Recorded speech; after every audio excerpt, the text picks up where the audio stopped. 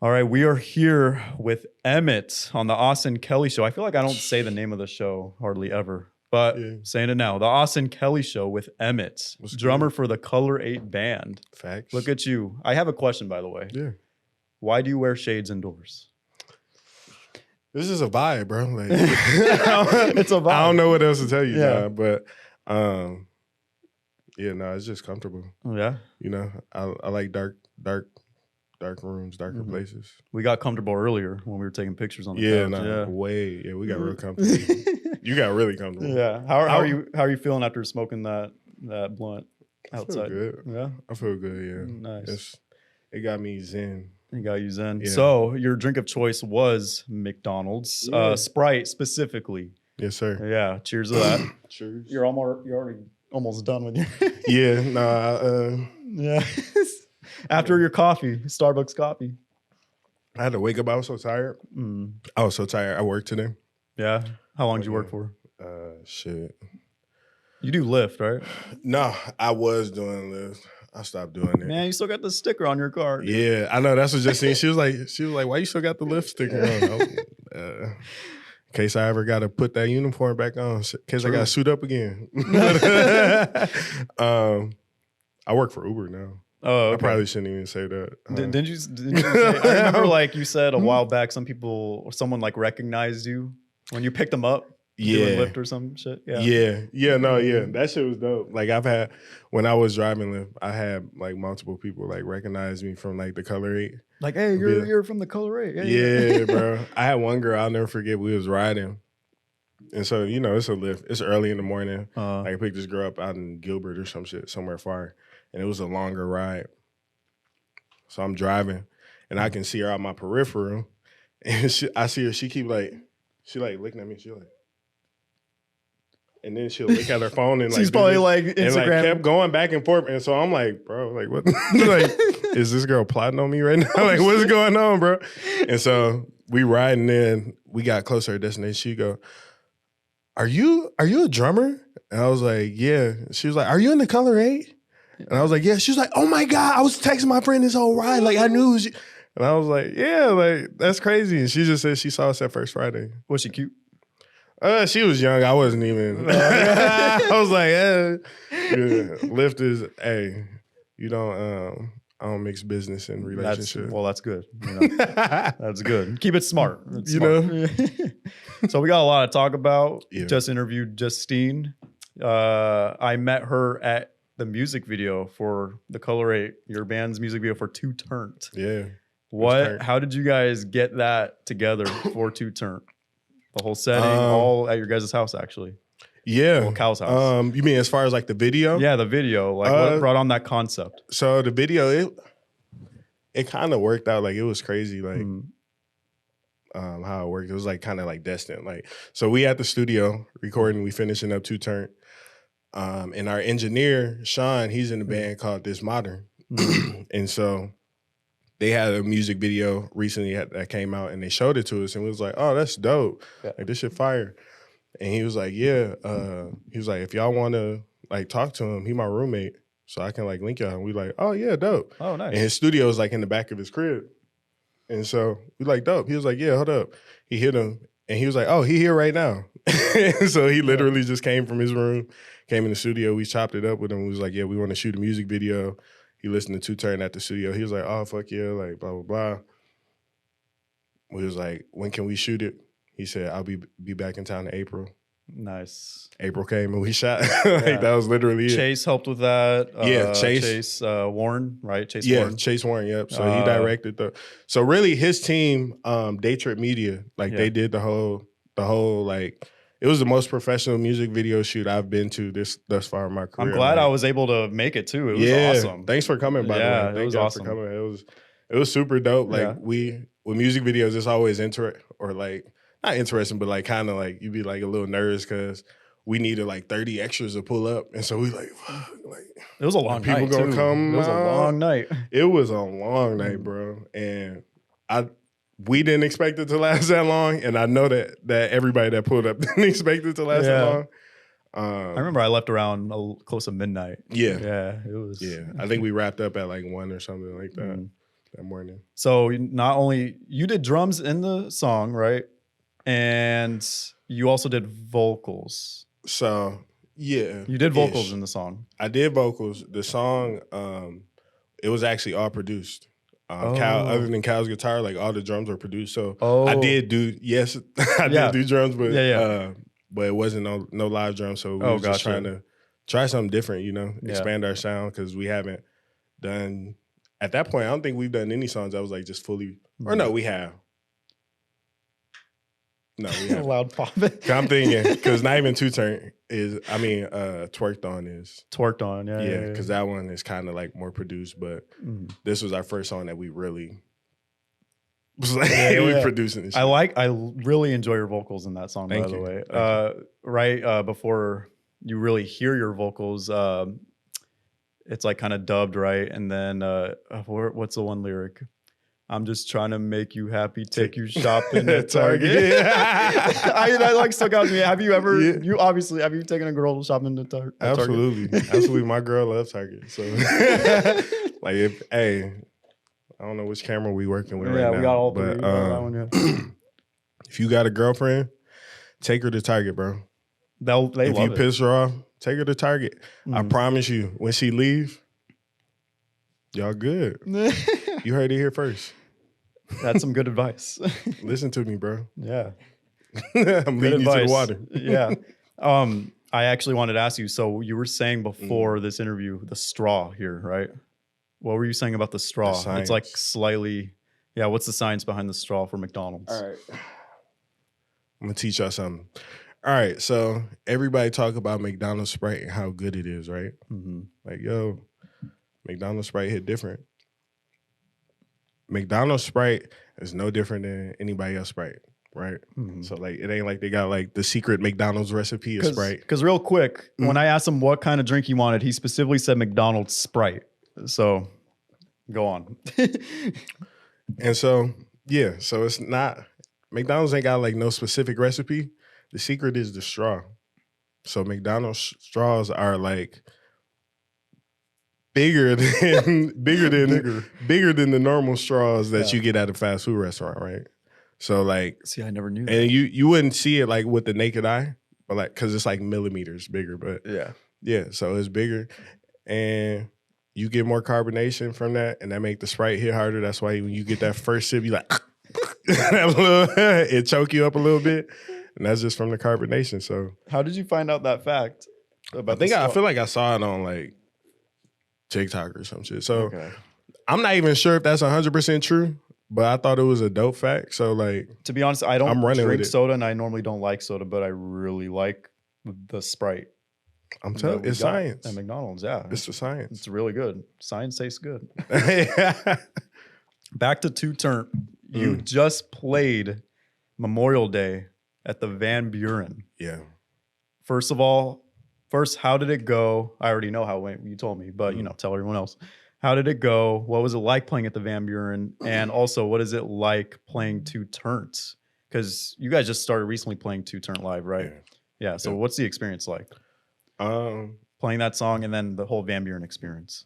So playing that song is always fun, like playing a new song because you don't know how the fans are going to respond to it. So it was interesting. Like that's actually a song that we've been working on. Like you said, it's newer. Yeah, newer.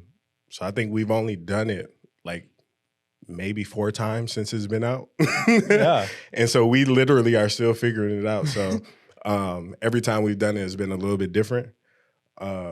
But it was fun. Like I think last night was the best it went. Like we had a whole conversation like in our band group chat, and we was like, okay, are we gonna do Turnt? And I was like, because at the last show, I was like, yo, we need to take Turnt out the set list. When we were in Minnesota, I was like, it gotta go. Like I wasn't feeling it. Technically, you're the front man. The second portion of the song. So, yeah. And so I was like, it just wasn't hitting. We gotta figure something out. And then it was like, so are we doing it tonight? And I was like, yeah, I low-key want to try it. Let's do it, So, we did, and it worked out. Like we got a good response, so you gotta try it. You know what I mean? Go for it. So Cal's currently on tour with how do you pronounce his name? Anise. Okay, I was saying Annie's, Ains, Anis, but Anise. Anise. Yeah, Anise. Gotcha. Anise, And yep. so the Color 8 performed at the Van Buren with Anise. Yep. Yeah. So what was it like playing at the Van Buren? Beautiful venue. Yeah. Very for beautiful. Sure. Van Buren was amazing. Like it's the staff there alone, like super dope, super cool. Like they were mad helpful, like trying to set up my drums and shit for me. Like super dope. And like the dope thing about the Van Buren, it's my favorite spot because it's like a 2,000 person venue, but it feels so intimate. Like it feels like you at like the Rebel Lounge almost. Like just bigger. You know what I mean? Just bigger. And they had the balcony. They got a super dope balcony. They got like a few bars in there and shit. Like it's just super dope. It's a perfect vibe. And then it sound good too. Yeah. Like for any show, like I feel like a lot of artists will tell you like the sound is like a huge part of the show. Like if it don't sound right, it don't hit the same. I'm so jealous. I've never seen a show at the Van Buren, and I discussed this with Justine, but I've never seen a show at the Van Buren. You gotta go. Yeah, you got to. Yeah, somebody. Hopefully, yes. I know. I was literally debating on going to your guys' show on Monday. You should have hit us. Ah, damn it! But you know what? Next time. Yeah. And by the way, it's always awesome seeing you guys perform live. I've seen you guys perform countless times. Rebel Lounge. Rebel Lounge everywhere. Honestly, yeah. Like I can't even Valley Bar everywhere. Yeah, you guys always put on a great show. What have you? I asked Cal this question, but what have you learned over the years performing for the Color 8, performing live? What have you learned throughout that process being a band for the last 7+ years? Yeah, what have you learned as an artist? So much. Yeah. You're very versatile too. Do everything like vocals, drums, everything. Yeah, you're very versatile and talented. Yeah. I think the biggest thing I probably learned is like learning how to understand and work with people. Like especially when you're dealing with artists, it's so much personality and like emotion that just artists in general, you know what I mean? Yeah. And seeing how different people are, like, and figuring out how to make relationships last and shit. Like, like with our band, for example, forever ago, this lady was like, y'all are super dope. The hardest thing gonna be staying together. She was like, if y'all can stick together, she was like, y'all can reach the stars, but like, that's gonna be the hardest part. And she was not wrong. And at that point, we was like, nah, bro, like, we. Like back then, you were like, we're tight, you know, we're tight. Yeah, you know, like, yeah, right. But it is, and you don't realize like this shit is like really a relationship. And this is when you in the band too. Yeah. Like this is when you a solo artist is different. But like being in a band, like you realize like this is a relationship. At some points I'm kicking it with them more than I am my girlfriend or my family, you know? So like it's the passion that comes behind it. You know? Yeah. And learning each other and being able to, maybe we beefing right now or got like our little, you know, fight going on. Yeah. But we gotta be on stage in 30 minutes. So you gotta figure that shit out so we can get on stage and perform right and put on a good show, or you gotta be able to cover that shit up so the fans don't know. So exactly. Yeah. I think that's a big thing. That's a huge challenge too. Yeah. You know, getting along especially throughout 7+ years being a band, you know. You guys know each other probably like the back of your hand at this point. Longest relationship I ever been in. Yeah. Yeah. So that girl you took shopping at Target didn't last? No, she good. We good. That's funny. Oh man. So you've performed with alongside a lot of artists, Prime Society being one of them. And I asked Cal this question. I'm like, hey, like you guys perform a lot together. Have you guys ever thought of merging bands? And I feel like you guys merging bands, it's like peanut butter and jelly. That would be amazing, by the way. Like, have you guys ever thought of that? Has it come close to that in some way? We've thought of it for sure. Yeah. It actually has kind of happened a few times. There's been times where they picked me and Cal up and me and Cal like played in their band. And so naturally you get like that Color 8 vibe because me and Cal are, you know, we have our style of playing just from playing together so long. And so that's kind of like that Color 8 Prime Society collab. Like we did the halftime show. We were there for that. Yeah. We were there for that. So we did the halftime show for the Suns playoff away game rally or whatever they call it over at Footprint Center. But yeah, like, so And then I'm sorry. wait. How close has it gone to you guys actually like becoming one? Has it ever gone to? Oh yeah. So we've never done like, so yeah, we haven't done like all one band. Yeah. But we've done like collaboration shows. Like we had a show too where Ashton wasn't there. So Jay Reed and Miles got on and rapped on one of our songs. Awesome. And then Jay Reed even went on tour with us back in December. I remember that. Yeah, I remember. Yeah, he was getting on stage with us and performing with us then too. So yeah. That's awesome. Yeah. I remember Kyle, he was like, what would our name be if we joined? And he was saying like names like Primate and Primate and all these other names. What's another name that he said? Do you guys remember? Society. The Eighth Society. The Eighth Society. It's funny. Yeah. The that Color was funny. Prime. The Color Prime. The Colored Society. The Colored Society. There's a lot of options there. You could go a lot of ways. What are your I feel like you could do a solo album if you really wanted to, Emmett. Has that ever crossed your mind? Absolutely. Yeah, for sure. Or a solo EP, you know. Yeah, what's crazy is I got a bunch of solo shit that I just don't put out. Yeah. And this is not like no specific reason. I feel like I'm just naturally a perfectionist. So if I'm like, this is not it, then it don't go out and it don't really go nowhere. No. Which a lot of people like, bro, you need to just drop your shit. Which everybody just pretty much like, shit. Yeah. You know? But yeah, a solo project has always been like the goal. But when it'll happen, hopefully soon. Yeah.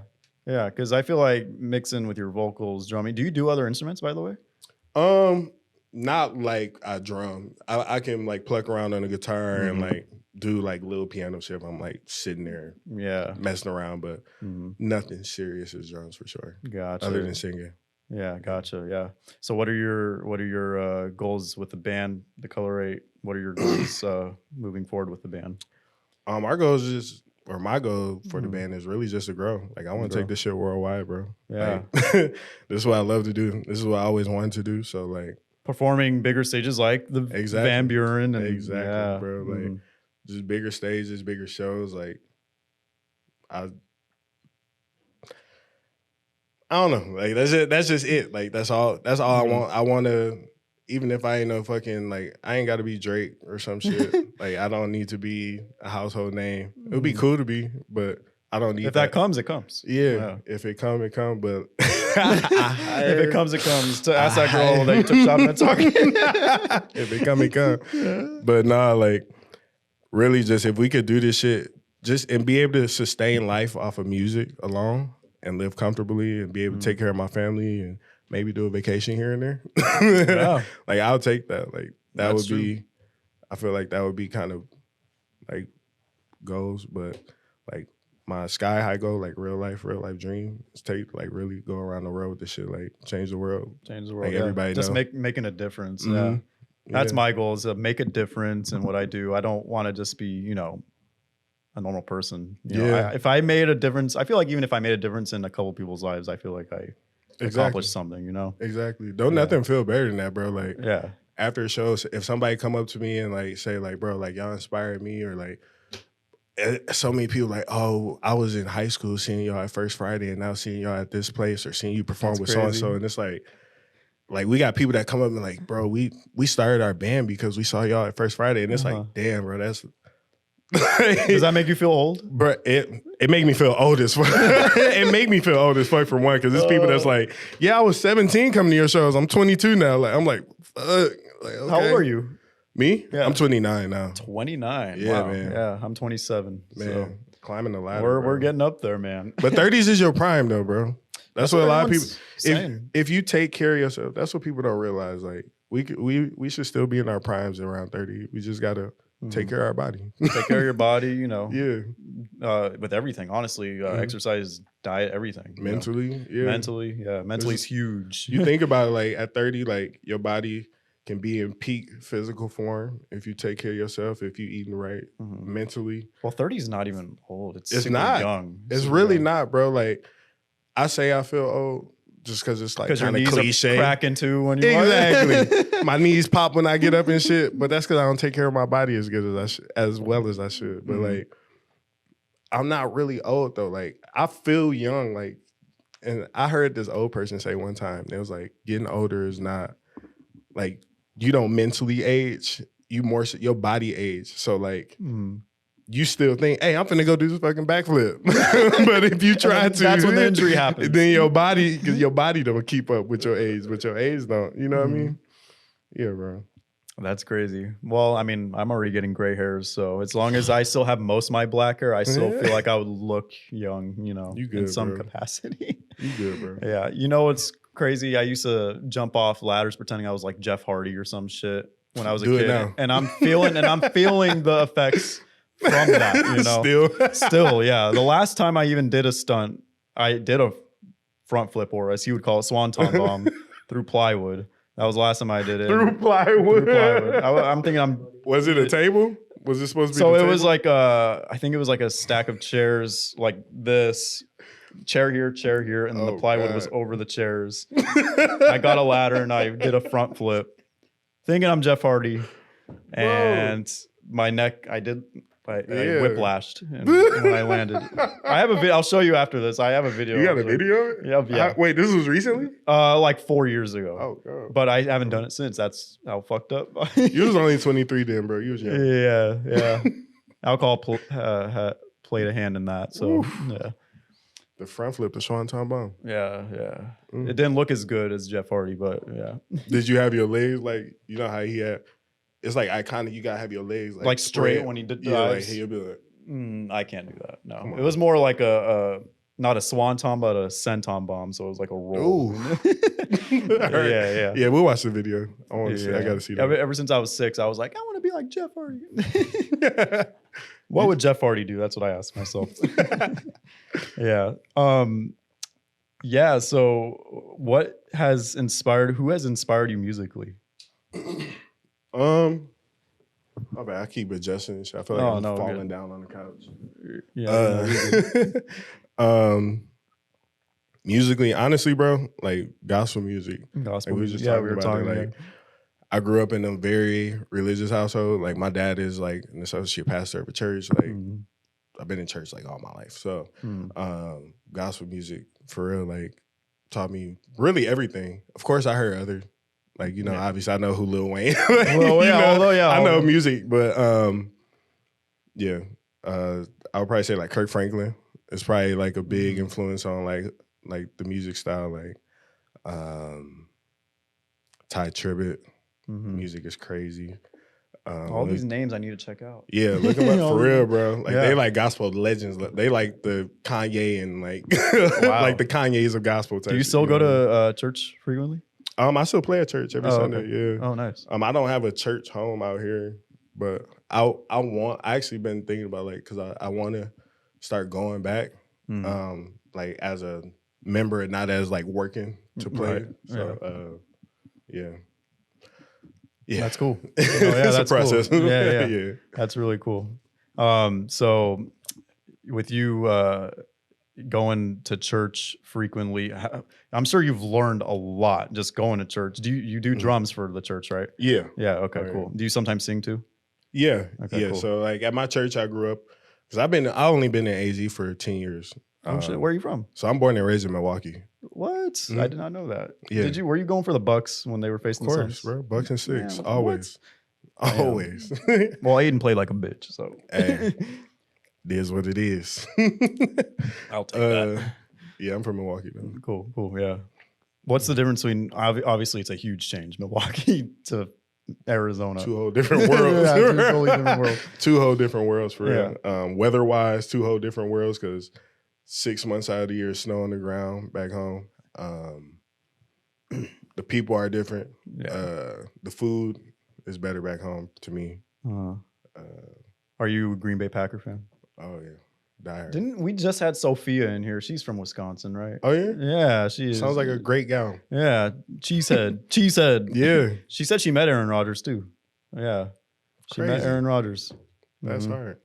You know, me and Aaron ain't on the best terms right now, but I wish him the best. He's on the Jets now. Do what you do, man. Go get the bag. And he's 40. He's almost 40 now. Yeah, he was on it. Yeah. He was on the downside of the hill, bro. Like, I just saw today Tom Brady might hold partial ownership of the Vegas Raiders and come back and play for the Raiders as part owner. Ain't that like conflict of interest or something? I don't know. Can you do that? I don't know.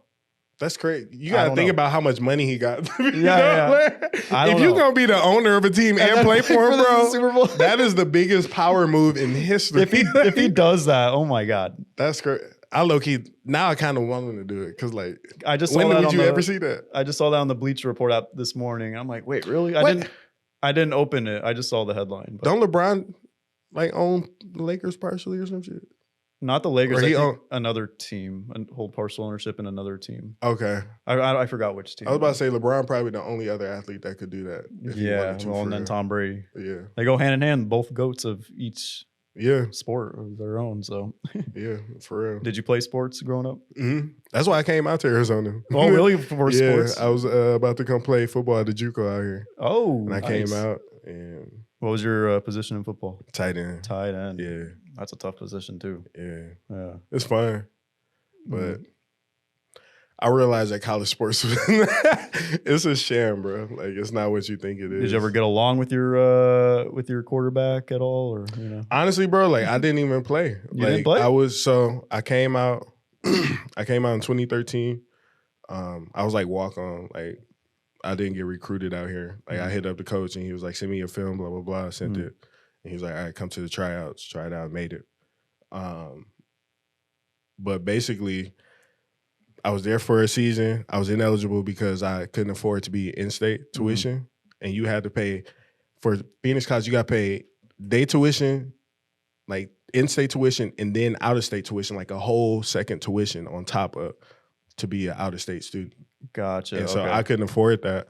I could practice, but I couldn't play because I wasn't taking enough classes. And then the head coach got fired like the day before the first game. Literally, bro, it was a shit show. But I don't know. They said something about like illegal like hiring of like not hiring but like recruiting shit. Like, I guess he was like helping students get out here like that couldn't like really get like in-state tuition or afford in-state tuition. He was like helping them like giving them not nothing illegal in real life, but giving them loopholes like, oh, get your mailing address here and then you can file for in-state, you know, like shit like that. Gotcha. Okay. Yeah. Damn, you got fired for that. Damn. Yeah, apparently it was another coach that was had his eye out for him, you know. Damn. And he ended up being the new head coach. It was crazy, bro. Damn. But yeah. Did you ever smoke weed in school? College, yeah. High school, no. No, not high school. Actually, I smoked weed one time in high school. Oh, you did? And so did I. It was once. it was at a girls' basketball game, and we went out behind the school. I hit the blunt like twice and thought I was like fucking Wiz Khalifa or some shit. I thought I was so high, bro. And I went in there was so paranoid. That's funny. That shit is crazy. I got high once in high school, and it was during lunch break. And me and my friend went back to his house during lunch break, smoked a little bit in his car, came back, still lunch, but it was during finals. My next class after lunch was I had to take a finals test, and I'm already doing shitty in school. Oh, God. And this was, I think, animal science or whatever. And I remember it was so quiet in the classroom when it was time to take the test. And I was sitting next to this girl because each group shared a table. So it was two people shared a table. And I was sitting next to this girl at the same table. And I'm just like looking at the paper. And I'm like, I didn't study any of this shit. And I just kept flipping through the pages, high as hell. And I felt like I was being loud flipping through the pages too. Weak. And I'm like...